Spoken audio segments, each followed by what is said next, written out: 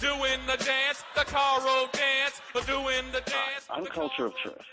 Today on Meet the Press, we saw Republicans try to blame President Obama for the obstruction and government dysfunction caused by radical members of the GOP.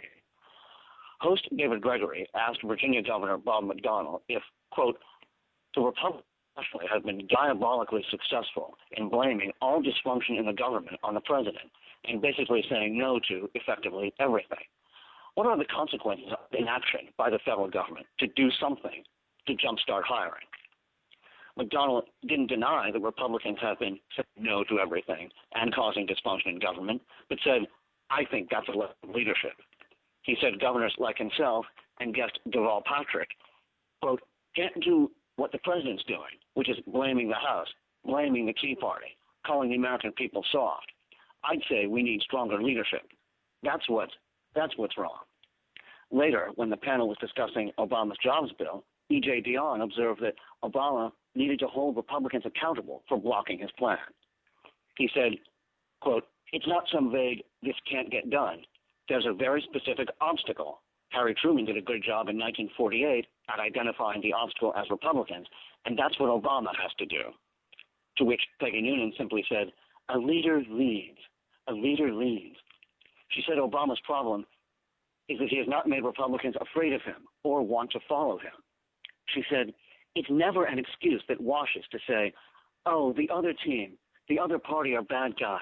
They wouldn't follow me. If you're a leader, make them. When Representative Becerra started to object, Noonan said, if you're a leader, you make them follow you. Even though Republican obstructionism is a well-thought-out political strategy demonstrated by the debt ceiling incident, and even though John Boehner can't lead the Tea Party in the House, in this line of thinking, Obama is not only equally responsible for Congress's failure to pass his bill, he is in fact to blame for Tea Party intransigence. Their craziness becomes his fault.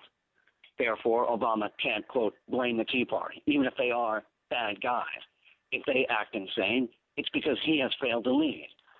This rather brilliant rhetorical device would blame George Washington for failing to persuade the Loyalists to support the Revolution, and Abraham Lincoln for not getting the Confederates to give it all up and support the Union.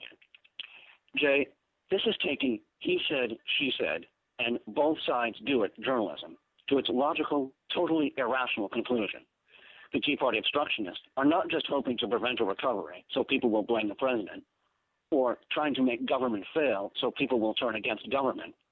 Republicans are, incredibly, acknowledging the dysfunction caused by the radicals in their own party and trying to hold Obama responsible. We'll see if the media lets them get away with it. And that's the most ridiculous thing that happened this Sunday.